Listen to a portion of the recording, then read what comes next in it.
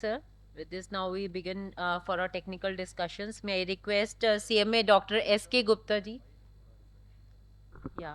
Now we are going to begin with our technical discussions. May I request CMA Dr. S.K. Gupta, Managing Director ICMA RBO, to please. Good afternoon, everyone. It is my pleasure to have been given an opportunity of sharing my perspectives on this important topic of green finance, and more specifically, the role that finance professionals can play, and particularly the CMA's role in promoting, developing, imbibing green finance within the corporate world and within the different organizations. You would all tend to agree with me that the world is changing, and it is changing very, very rapidly and significantly. I'm not only referring to the last 2.5 years when the world as a whole has been impacted by COVID-19 pandemic situation, but even otherwise, if you look back 2 or 3 decades, there have been some very, very significant changes which have changed the way we live our life and also changed the way the corporates function in the marketplace the world over. And we have seen some very, very disruptive business models emerging in the marketplace, both from the so-called traditional old companies as well as the new startups or the new age companies. When you look at the corporate performance of many of the companies today, you find that many companies have profitless turnover. They have a good enough top line, but end of the day, there's no profit. Many of the companies have cashless profit. They have a profit, but there's no cash, there's no liquidity. But when you look at the valuation of these companies, wow, soaring very, very high. The point, therefore, is the performance measures for the corporates have undergone a sea change. We not only look at profit, profitability, and the various kinds of ratios that we used to look at. Today we look at the ability of the company to be able to create value, to be able to preserve that value, and to be able to enhance that value going forward. That is the success mantra for the corporates in the 21st century. And how do we create value?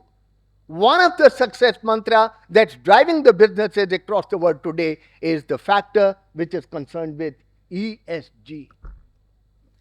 ESG, believe me, is much more than a mere recently developed buzzword. It's a key driver, and my take on ESG is not only environmental, societal, and governance, but my take on ESG is ensuring sustainable growth. Each word starting with ESG. Ensuring sustainable growth is the key for every corporate and every business in today's world.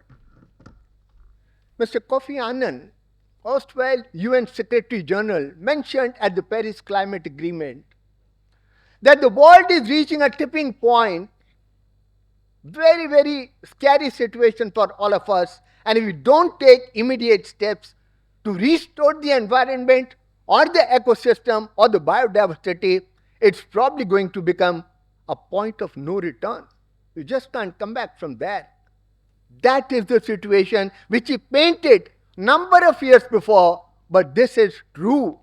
It has become truth today when we are looking at the scary situation. We have talked about these numbers since yesterday. If we are looking at mitigating environmental risk and the climate risk and got to protect the biodiversity and the environment, huge investments are required. And who is going to take care of that? We professionals. We have to find out ways and means how the finance is going to be generated for taking up this challenge of humanity. It's not only a challenge which is environmental challenge, it's a challenge for the humanity. The very survival of the humanity is dependent upon how effectively our generation is going to deal with the challenge of environment, societal, and the governance aspects. The latest accounting figures show there is a financial gap of about 70 billion US dollars, which is required to be funded in order to ensure that the climate risk is mitigated and we are able to combat the threat which is being faced by the humanity today in terms of the environmental risk. If we are looking at maintaining a maximum with a cap of 1.5 degrees Celsius increase in the temperature of this planet, then huge investments are required. If you try to project that up to 2050, significant outflows in terms of climate investment funds, in terms of investments in clean technologies would be required, and that's where we finance professionals are definitely at the center stage. We are going to be the pivot who are going to drive this entire action and this entire activity of providing the funds and making possible the targets that we have set for ourselves. A silent revolution is taking place all around us. We think that everything is good, and many a time we also question ourselves and say, are we happier than our forefathers? I don't know. There can be probably no straight answer to that. Times were different. 80s, 70s, 90s, times were different, but times are different today. We just can't really compare the two together in terms of era, in terms of time, in terms of challenges, in terms of opportunities. The financial sector has to develop approaches, has to develop new financial products, have to come out with new architectures of policies and strategies, and therefore green finance is the need of the movement. We are looking at developing a green finance ecosystem. A green finance ecosystem which would enable investments into environment-friendly projects. Instead of only looking at IRR, NPV, we also got to focus on ERR, economic rate of return, and we also got to focus on life cycle costing, life cycle assessment of the project, and arrive at true cost of a project. True cost of a project is one which also takes into account externalities. When this project goes on stream, when this project starts functioning, how is it going to impact the environment, the society? Those costs are also required to be built into our financial models when we carry out appraisal of any new project that we're going to look at. The green finance ecosystem is looking at building up a low carbon, resource efficient, sustainable economy. And who can be better at managing resources than a CMA? We are the people and we are experts who deal with resource optimization, making sure that you get the best out of available resources, at the same time also cutting down the requirement of resources for generating per unit of output or per unit of a service. Green finance, as we also discussed yesterday, is a term which has very many different connotations and very many different definitions. Some people also call it sustainable finance, climate finance. CSR funding also is part of made as a component of a green finance. But green finance basically is defined by UNEP, which increases the financial flows into environmentally sustainable projects. The flows can generate from banking sector, large banks, microfinance banks. It can also be generated from insurance as well as investments made by DFIs, direct developmental finance institutions, as well as the individuals. G20 also uses the concept of green finance as an umbrella which includes within its garb various policies, various strategies, various products which are part of the entire green finance ecosystem. So the components of green finance are, we're looking at one, green investments. That means investments which are going into green projects. Green projects are those projects which lead to low carbon, resilient economy, and they help you build an biodiversity or an ecosystem which creates resources, which creates output, but at the same time does not destroy the environment or the biodiversity. We are looking at developing financing policies. We are looking at developing green policies. We also, therefore, would also look at advocacy. How do we make sure that people understand what is a green finance instrument? How do we deal with that? And that part also is covered in the component of green finance. And third aspect is green investment funds and particularly green instruments such as green bonds, green credit, climate funds, things like that. So, who are the people who are going to provide funds for improving the situation on this planet in terms of keeping track of the climate change and the climate impact? There's going to come from local and national governments, because all the various stakeholders will have a role to play and will have to collaborate together, as we were discussing in the previous session also, with a view to making sure that we have adequate resources to deal with very, very serious problems. Financial institutions, they also will have to contribute towards this. Non-profit foundations, NGOs. Then we have green investments coming from the business sector. And of course, there are a lot of individual investors in the marketplace who are willing to contribute because they have a personal mission.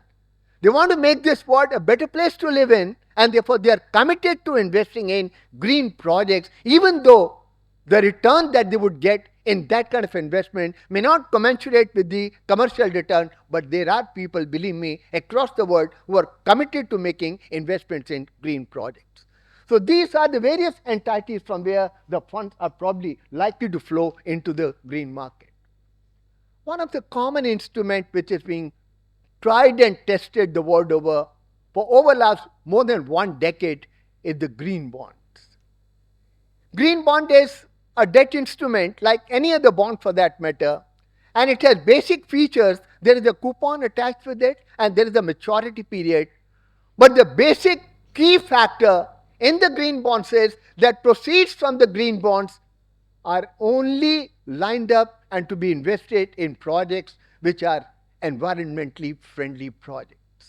So the end use of the projects is made so that you can only use these funds for the purpose of building up environmentally friendly projects, and that's where the green bonds play a very important role in providing the funding to the corporate sector as well as to the government. There are different types of green bonds structured according to requirements of a particular project as well as nature of a particular project. You have use of proceeds revenue bonds, which are secured by the producing operating income generated from the project itself. Then you have use of proceeds bonds, which are secured by the assets of the project. Then you have securitized bonds, which are secured by large pooled assets of the corporate. And then we have green project bonds, which are secured by the balance sheet as well as assets of the project. If you look at the world statistics from different countries, the green bonds, sustainability bonds, social bonds, they have been issued by very many different countries across the world, and the trend is increasing pretty fast. And we see the graph rising over for that matter, starting from particularly 15 onwards.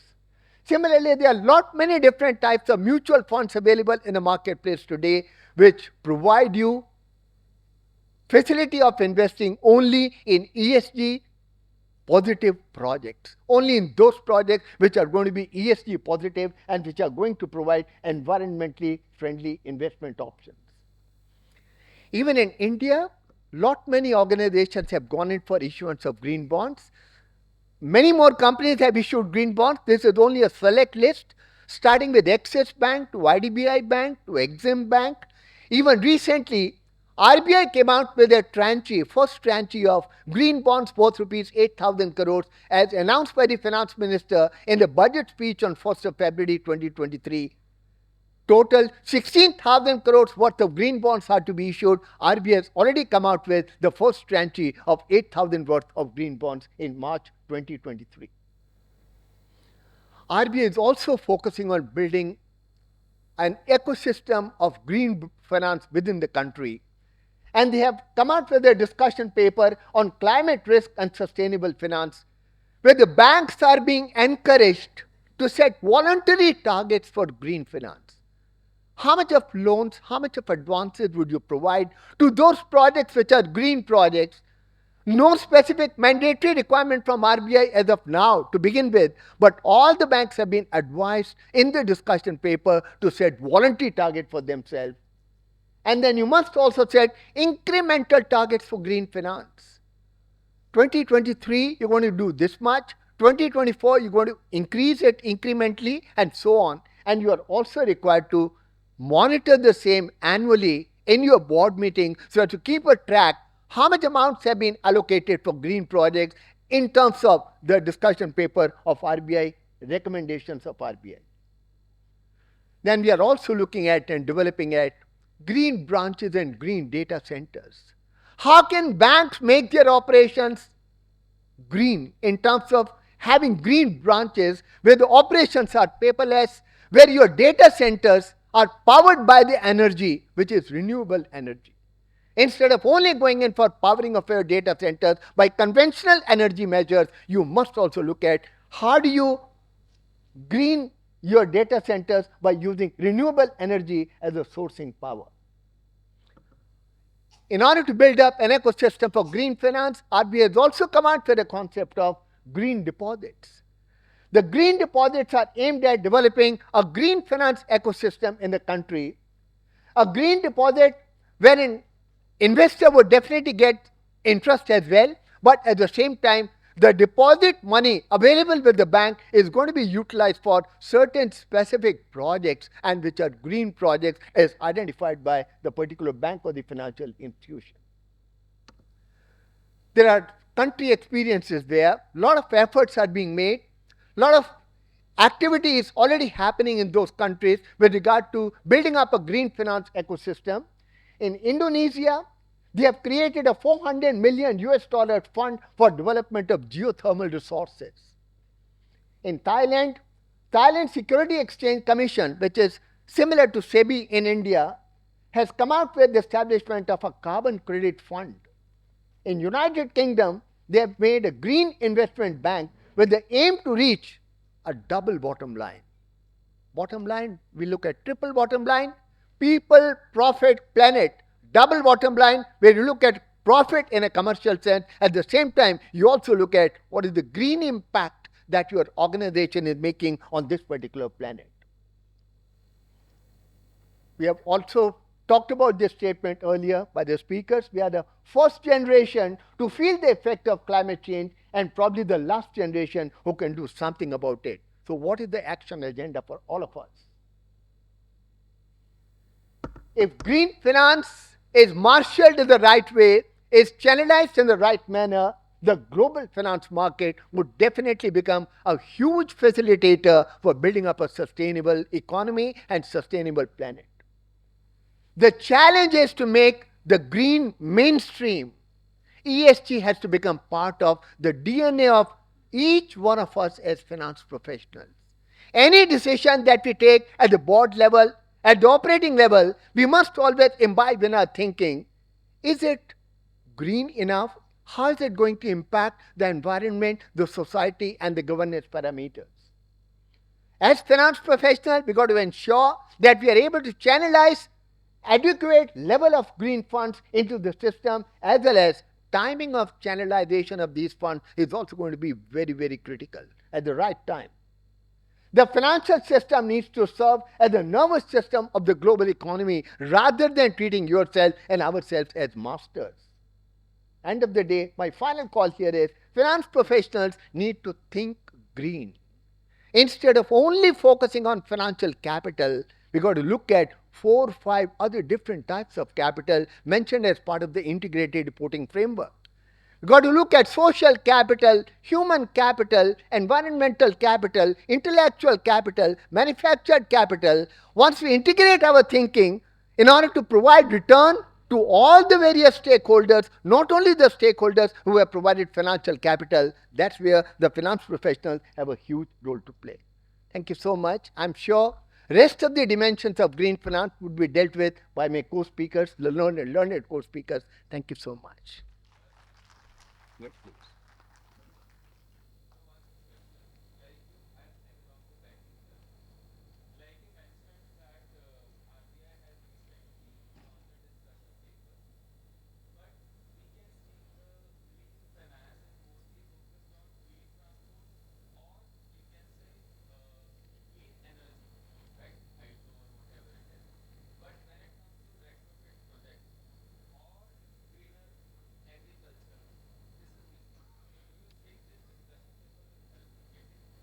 Absolutely, because the discussion paper does not really mention the end use.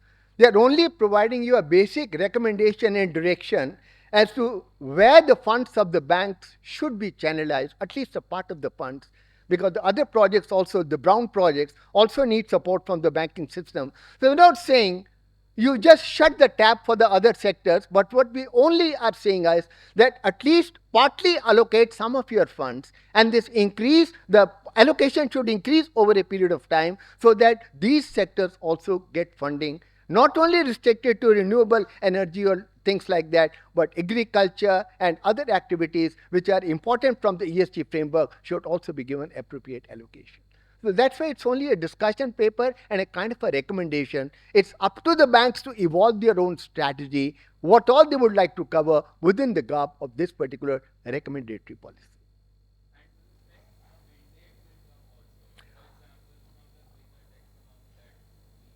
Absolutely. European Union is already working on green taxonomy, as you rightly pointed out. Over a period of time going forward, maybe there could be a mandate coming from the RBI side or the central bank to allocate a certain part of your financial resources dedicated for the development of these kind of energies. You're right, yeah.